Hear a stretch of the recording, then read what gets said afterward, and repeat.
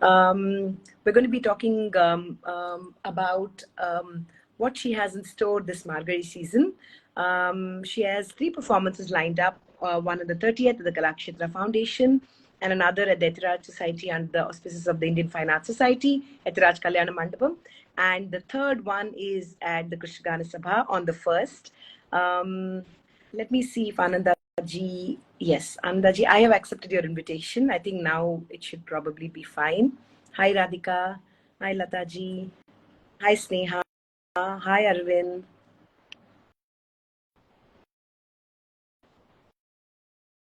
I do hope you can join now. Let me accept your invitation one more time.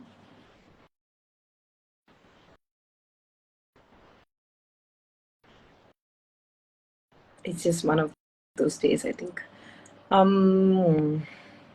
Okay, view request, go live.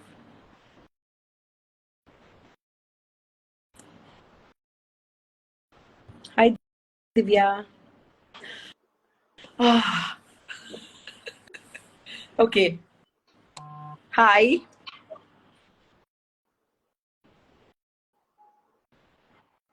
Hi, I'm unable to join. Yes, I can hear you. Okay. Yeah. Yeah, I think some issue with the joining. No problem. It's fine now. Yeah? All good. Okay, great. Okay. So, Anandaji, without much ado, I'm going to dive straight in. Right. And really about, the Margazhi season of music and dance is like we're in the thick of things right now. And everyone's really like planning their day and their schedules, go home to watch all of this. You've been performing at the Margazhi season like for decades now. So I want to ask you a little bit about what is it about performing in Chennai during the Margazhi season of music and dance that just makes this experience a tad more special? Well, Chennai is the Chennai season has always been a marquee season in that sense, where everyone congregates, everyone shares, everyone performs, and there's a lot of I mean, it's almost like everyone gets there, and it has been there for I think more than a century now, and that is something difficult to replicate in other cities, though we all try. And I think that is the essential quality of coming into Chennai, where the best of the best are there. That's right. Right. So you have like 3 back-to-back performances, and you're going to be, showcasing your production Tales from the Bull and Tiger at the Kalakshetra Foundation and the Krishnagana Sabha. So let's start with that production. I mean, I read the information that you shared with us, and really about like your sort of search in seeking him is really what is the sort of the core and the essence of that production. I wanted to just allow us audiences some insight into, this is a production that you have sort of, it has journeyed with you, right, for a while now. I want to understand, one is how it sort of came about really quick, and also really about what is it about productions that kind of stay with you and you sort of evolve with them? See, Tales from the Bull and the Tiger is a story which is a production that premiered in 2018 and has traveled since then. Of course, thanks to the pandemic, we had a break, and we're glad to bring it back. We performed it in Chennai last year, and we're really happy to bring it back this year to my alma mater, Kalakshetra. It's always it's an absolute honor and a blessing, I would think, to be performing there during the annual festival, the season this year, and to bring my latest dance production that has received very good, extraordinary responses. Now, Tales from the Bull and the Tiger are basically stories told by the bull and the tiger. Nandi, the bull, and Simha, the tiger, are tales that they will share with us. I would not want to give away the storyline, but it's about what do you think the narratives could be, and who would they be telling the stories to, and what stories will they be telling? So it is a traditional dance production. It is about using poetry and Sanskrit literature and Tamil literature from the extant text, and it's a 77-minute production with a 21-member cast. It's a huge cast. what we've also done, we've also added a digital mapping and projection mapping and digital animation. So we brought other elements to the production so that the dance, the traditional stories of what I want to share through the Bull and the Tiger, told through to two little children, eternal stories, stories that have come to us from aeons and time immemorial. This is what the Bull and Tiger is all about, and we are happy to bring it to Kalakshetra on the 30th and on the 1st to Krishna Ganasabha. And some of, as you asked, Akhila, these some productions are they take another life, and this is one of them. Of course, I have had 26 productions, dance productions, and this is the latest and the favorite. Right. Anandaji, talk to us a little bit about, creating and, making ensemble productions work. 23-member cast, with the kind of schedules that people have in today's world. Surely this can't be easy, right? Tell me about it. Crazy. That's crazy. Right. How do you sort of, as the captain of the ship, how do you really pull this together? And it would be lovely for other people and other dancers also to understand really what it takes to really bring a team together. Well, I've been trained in Kalakshetra, so Rukmini Devi Arunde Latte, as we all called her, has been doing dance productions forever. So obviously, the inspiration is from there. And yes, it is an uphill task, because at every time you do the production, somebody has an exam, or somebody is unwell, or somebody is unable to travel. So this is a problem that all producers of big dance productions face. Nevertheless, what we have evolved in our ensemble work, in our school, Shankar Ananda Kalakshetra, is the ownership that I allow, that I share with the dance group, so that each one already decides, like, okay, I'm not there, so I'm going to give this role to someone else, and they train. They do that next generation training. They ensure that the practice happens, and to such an extent that sometimes a production that started, say, with 7 people and is now having to be performed with 6, the reworking of the design is also done by the senior dancers. And then they bring it to me and they say, hey, can we do this, Akka? So I think that freedom to rework my choreography is something that I allow. And that helps, because that reduces the stress on me, and also gives the ownership to the student, and gives them the creative training for choreography. It's an on-the-job training that they get. So I think that is something that my institution has perfected over the years. So, like, for instance, in the other production, Navarasa, it started as 5, it has moved to 9, 10, 7, 6, and this time we're doing it with 7. So each time the design, the stage design will shift, the choreographic design will shift, the movement will remain the same. So this ownership that we allow the students is one. The second thing is our rehearsals. I don't know if you saw my story. We have rehearsals unearthly hours at 5 in the morning, 5:30 in the morning. But that is because that's the best way we can beat traffic, and we can beat college and office timings and traffic. So that's what we do. So these are the two insights that I have to share with the dancers that we do. No, that's fantastic. And I think also ensemble work teaches dancers also how to share space, share energies and all of that. That's fantastic. I want to ask you a little bit about the music for the production, and if it's recorded or live, and typically what do you like to do? I mean, do you like to work with live music? We're all moving in the direction of recorded music. So I just wanted to understand from you the music and what has gone into. For a group work, I would recommend recorded music, because it is impossible to have that kind of a live musical ensemble. I think we'll take forever to balance them. Right. We don't have that kind of time or the space for that. And number one, orchestra may not be available, and there are some instrumentations that won't work live. For example, an adaswaram or a keyboard or keypads. Those are things that require extremely detailed balancing, and we cannot do that live. That won't work. And for a dance production, for a group production, two things. There's so much of layering, so much of tracks that we use when we do a recorded work. So that cannot be replicated live. It's impossible.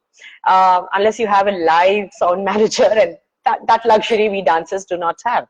And second thing is, when you're working with a dance group, it's always better to have one variable closed, because the music variable is firmed up. We don't have to worry about someone missing a line or singing an extra line. You don't want that, or a speed going up and down. We definitely don't want that variable. So we have enough variables and enough stress on our hands with a group. So that is why I go for recording of all my group works. In fact, some of the solos also, but then solos, yeah, it's nice to have live orchestra, provided you have the space and time to have that kind of rehearsal. Otherwise, it is difficult. Yeah, and I think we should accept that. Yeah. In the context of the now, I think it's a luxury, right? Yes, absolutely. Yeah. Anandaji, I want to ask you a little bit about Navarasa. It is an idea that has time and again been explored by in the world of dance. I want to understand from you why you chose to explore this and how you choose to explore it. Actually, Navarasa is a 20-year-old work. It was originally premiered in 2003 for the National Festival of New Choreographies in Delhi. And so the Navarasa, as you rightly said, Akila, is all about, everyone knows the Navarasa, whether it's a performing art or a visual art. Everyone is aware of that thing. But then when I started doing this work, I just asked myself, is it necessary to have a narrative? Is it necessary to have a story to present an emotion? If you realize, many of us have an emotion without any reason. We smile without reason, we cry without reason, we are upset without reason sometimes. And that triggered this whole production. And so what this production does is, it's a short production, it's not a very long, it's about 45-50 minutes. And it looks at the Navarasas without lyric, without narrative. It looks at the emotion per se directly. So that's one thing we did.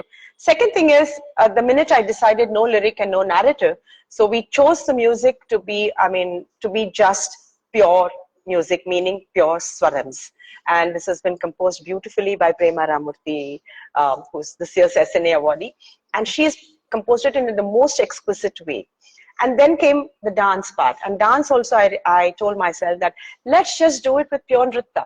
Invariably, nritta is not associated with expression.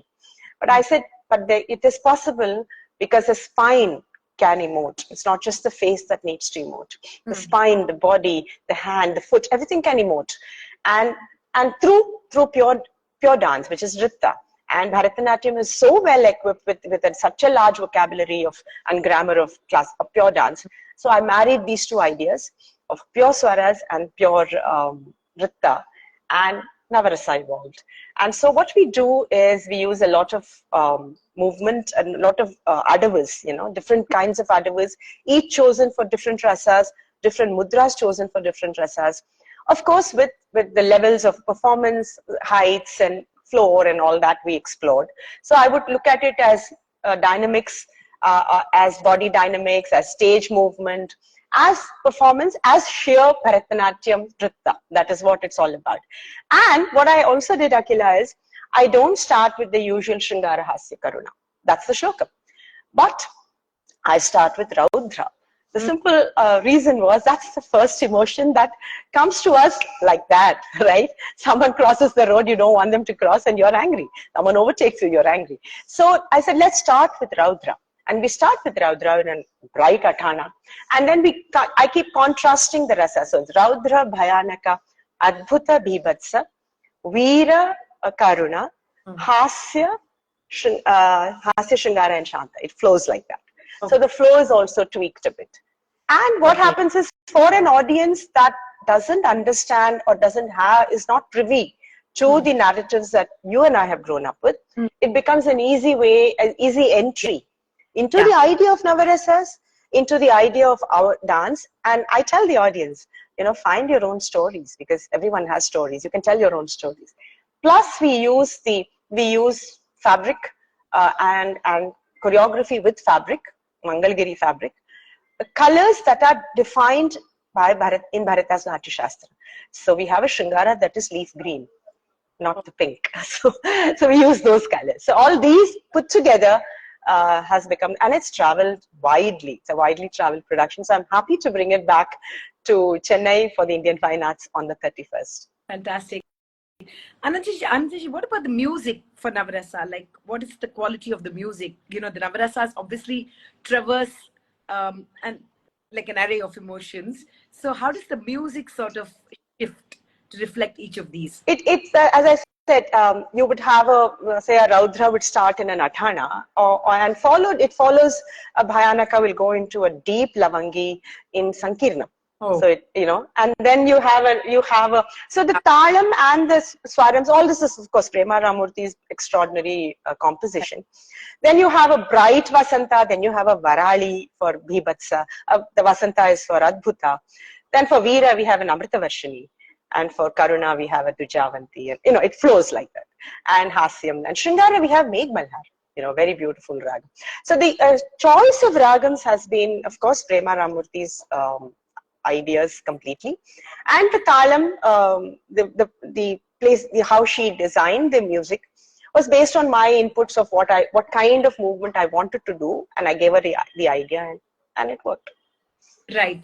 I just want to ask you one last question. I mean, slightly, I don't want to use the word controversial, but to bring a large cast like that, 23 members, from Hyderabad. How financially viable is it? And it's important for us to discuss this because we're talking about paying for the arts, paying the artists and all that. In that, yes, what is your perspective as a senior? Well, as a performer, what I do is I look at it. I look at sometimes performances are completely all your expenditures taken care of. Sometimes it isn't. So and that is a problem and a travail that we all live with. And hence, I said this last year also at the Natikla conference. And what we have to understand is dance and dancers per se. The performance itself is a difficult space to make it a professional engagement in that sense. When I mean professional, I mean not in performance, but in the professional payment that you might or might not be able to draw for. Right. And hence, I say that a teaching possibility, if you teach, is a wonderful business model, because that what you can earn in your teaching, other than what it helps you to survive for your own livelihood, you can recycle that money into your performance, and that helps you to go forward. Number one. Number two, I always have advised young dancers to stop whining. I'm sorry to use this word, but just to do something else, to cross-subsidize your art, because the present situation, we have to grow our audiences. Audiences have started paying, and that's good news. Even in Hyderabad, when I had this festival last year, Ramayana Kalpavriksham and Bharatovacha, people paid. So there is a shift. There is a shift, and that will take time. So for us to transcend that time where you can be full time into the arts, and the dance will and the audience will pay, and it will help you perform at your best with all the accoutrements that is required for the dance, as well as have your livelihood. Well, that is going to be a long haul, but I'm hopeful. But until then, one is, of course, as I said, teaching can be a great business model for you to recycle the money that you earn in dance teaching into your dance performances. And the second thing is, of course, to cross-subsidize your art with a job. And so today's dancers are all so well equipped and so well educated. I did that. 35 years I worked in the railways, and I continued on 2 tracks. Sorry for the railway metaphor. Yeah. But on 2 tracks as a railway officer and a dancer, and it worked. So it's possible, eminently possible, and eminently possible and entirely desirable for dancers who do not have an inheritance, who do not have support system that will be able to fund your performances, because the society is yet to evolve to that extent where my expenditure of a few lakhs for a performance is met. It will take time, but it will come. There are times it happens. It's not that it doesn't. But sometimes it may not. But then you just have to figure out a way. As I always say this, Akila, that, be like the river. The river never stops for the rock or the mountain it just burrows through, it just breaks rocks. It goes, if you're keen on your performance, keen on your dance, well, something will evolve. You'll have to figure out ways and means. And yes, keep pushing pushing that bar of wanting people to pay. But how much will they pay? Will they be able to pay my 5 lakh expenditure? Maybe yes, maybe no.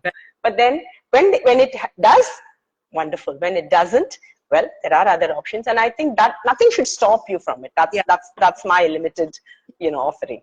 No, that's a very practical and a positive way of looking at this. And I think these are some, ideas like these need constant reinforcement. And I hope that more dancers listen to this. Thank you, Ananda ji. We look forward to your performances. And it's going to be fun. You're going to be beginning the new year with the performance. So at the Krishna Yes. Look forward to catching at least one of the shows. And here's us wishing you the very best. And see you in Chennai soon. Thank you, Akila, and thank you, Alap, for having this lovely conversation. Yes, I'm looking forward to seeing you at Kalakshetra or at Krishna Sabha. So for those of you for Bull and Tiger, Tales from the Bull and Tiger are happening 2 nights, 30th December at Kalakshetra and 1st January at Krishna Sabha. So 2 options. And Navarasa on 31st at Indian Fine Arts at Setiraj Kalyana Mandapam. So see you all. Come and figure out what is it the Bull and the Tiger want to tell. And Navarasa, find your own stories. Thank you so much, Akila. It's been such a pleasure speaking. Likewise. Bye-bye. Bye.